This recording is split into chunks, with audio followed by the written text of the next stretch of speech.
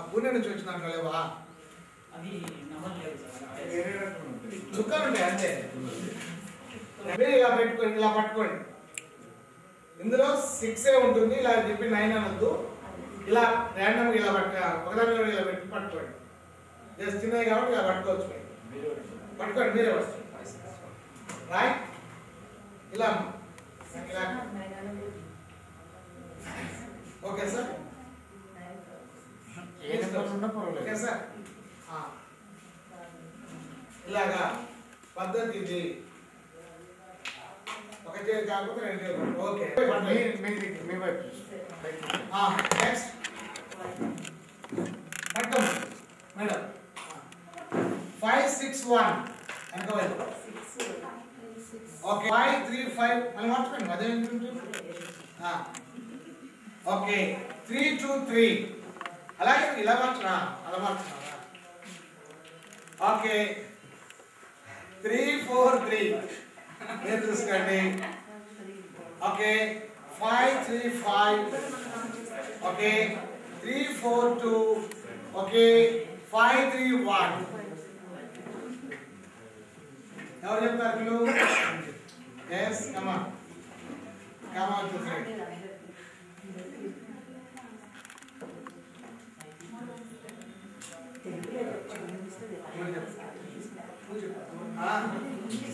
అంటే సార్ ఎందుకు చెప్పినంటే ఇక్కడ 5 అంటే కాదు, ఇది అంటే ఏంటి ఇది 7 కి చేసి ఉంటుంది.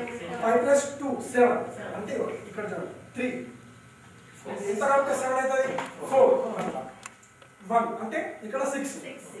ఇప్పుడు ఇందాక మేడం ఎంత పెట్టింది 9 కదా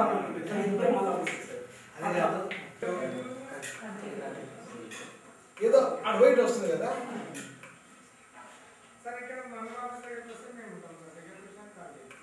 వాళ్ళు చూడండి ఓకే. నేను ప్రశ్న అడుగుతాను, గమనించండి బాగా గమనించండి.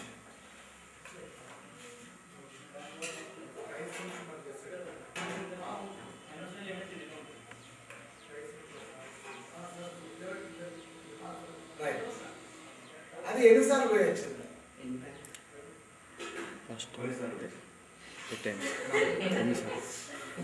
అసెంబ్లీ మాటలు ఎక్కడ అంటే మీరు క్లీన్గా అబ్జర్వ్ చేయట్లేదు. మీరు ఎన్ని లెక్క పెట్టగలిగారు? నిజానికి అది చాలా వస్తుంది. మీరు ఎన్ని లెక్క పెట్టగలిగారు? ఓకే, మరొకసారి చూడండి.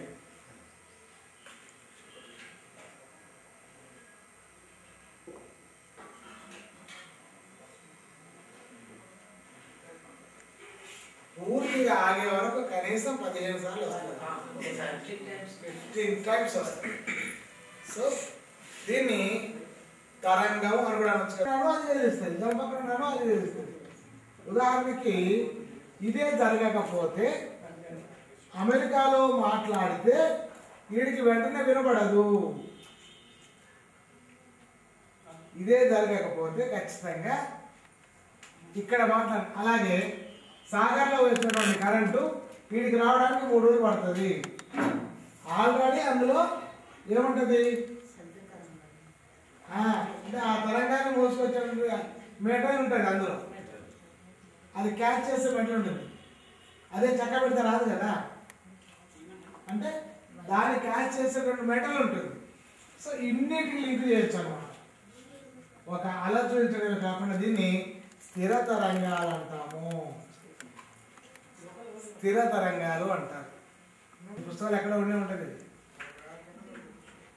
శృంగాలు ద్రోణులు. అలా ఇలా పైకి వెళ్తే ద్రోణి, ముందుకు వస్తే శృంగం. ద్రోణి శృంగం, ఒక ద్రోణి ఒక శృంగం కలిపితే అలా రైట్. దీన్నే మనం ఇలా వేస్తే ఇది double DNA, structure of double DNA. వెలివేసిన నిచ్చెన లాగా ఉంటుంది అనుకుంటాం కదా. So it's a model. దీనికి అక్షంత నథింగ్. కాస్త ఏమనుకోకుండా వెళ్ళి ఎత్తుకొచ్చుకుంటే అదేమన్నా ఇందులో అంటుందా మరి కాలిపోయాక అసలు కడుక్కోవచ్చు ఏమవుతుంది ఒక పని ఉపయోగానికి. లేదంటే దీని కాస్ట్ 3 రూపాయలండి, 3 రూపీస్. 3 రూపాయలు పెడితే మనకు ఇన్ని విషయాలు చెప్పవచ్చు. అరవింద్ గుప్తా టాయ్స్.com. ఇందులో ఫ్రీ ఫిల్మ్స్ అండర్లైన్ పాయింట్ చేయాలండి. నిండుగా నీళ్లు పోయవలను, దానిపై ఒక దళసరి పేపర్ను గుండ్రంగా కత్తిరించి పెట్టవలను. దీనిని ఇలా చేతితో అదిమి తల క్రిందులు చేయవలను. ఏమైనదో గమనించుడి. ఈ చెయ్యి తీసినను కాగితం కింద పడదు. తప్పటి పడరా? సో ఎందుకు పోవట్లేదంటే గాలి ఊర్ధ్వముఖ పీడనం వల్ల. అయిపోయింది. ఓకే,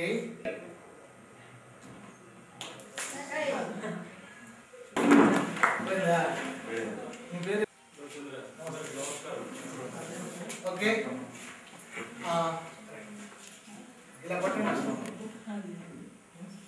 ఓకే ఫ్రెండ్స్, దయచేసి గుర్తుపెట్టుకోండి, ఆది మానవుడు ఆధునిక మానవుడిగా రూపాంతరం చెందినప్పుడు కనిపెట్టినటువంటి మొట్టమొదటి వస్తువేది?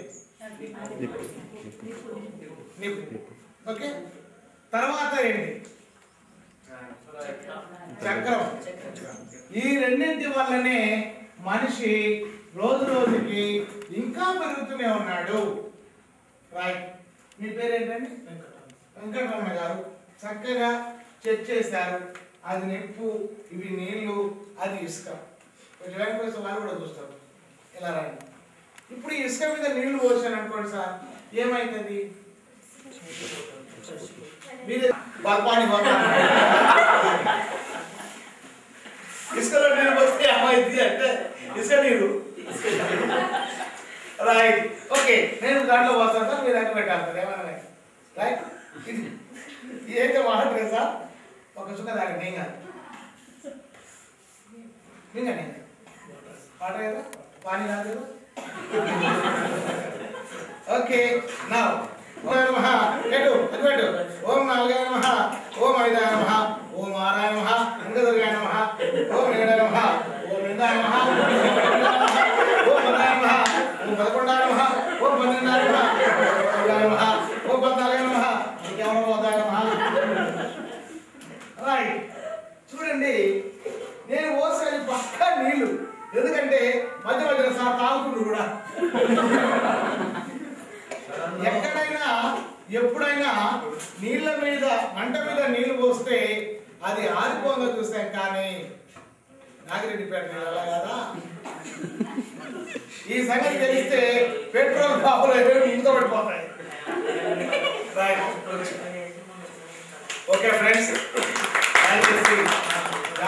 ఫ్రెండ్స్, దయచేసి కెమికల్ రియాక్షన్ అనేటటువంటిది, రసాయన చర్య అనేటటువంటిది చెప్పడానికి మనం ఏమి ల్యాబ్లోకి వెళ్ళక్కర్లేదు. ఈ కాల్షియం కార్బైడ్ మీద నేను నీళ్లు పోస్తే కాల్షియం కార్బైడ్ అనేది ఒక కెమికల్ అయితే, నేను పోసేటటువంటి నీళ్లు ఇంకో కెమికల్. దీన్ని H2O అంటారు. CaC2 plus H2O gives rise C2H2 plus CaO.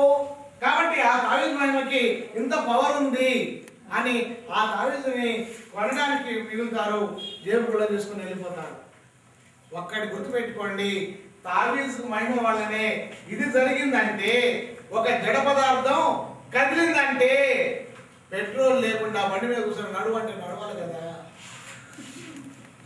ఒక్కసారి ఆలోచించి కాదు. ఓకే, దాన్ మరొకసారి కొంచెం కొంచెం ఓకే, పర్లేదు.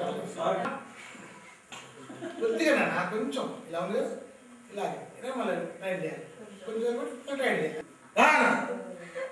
నమ్మకం వస్తుంది స్ట్రైట్ స్ట్రైట్ స్ట్రైట్ కమా మూమెంట్ వస్తుంది ఓ अभी जरा पूरा यस అది రెండు అర్కిలేదు వస్తుంది కదా రైట్ కాకపోతే ఇక్కడ ఏం జరుగుతోంది నేను ఈ రబ్బర్ ని కనిపించకుండా పట్టుకోవడం జరిగింది go team go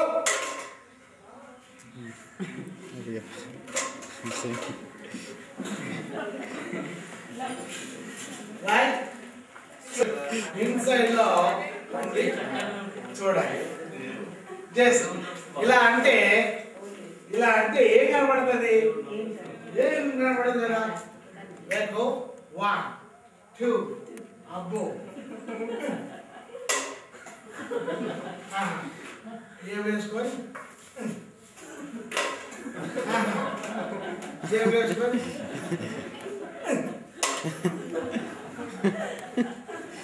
right hello hello hello hello class please class please class please hi hi so ఎవరంటే మీకున్న అర్థం అదొకటే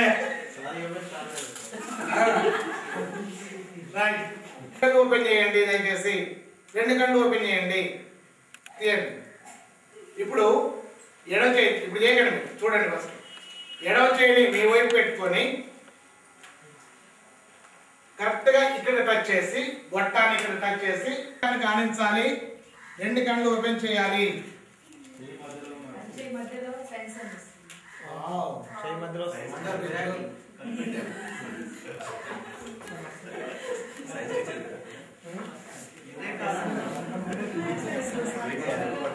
రెండు కళ్ళు ఓపెన్ చేయండి సైడ్ చూడండి మధ్యలో హోల్ వస్తుంది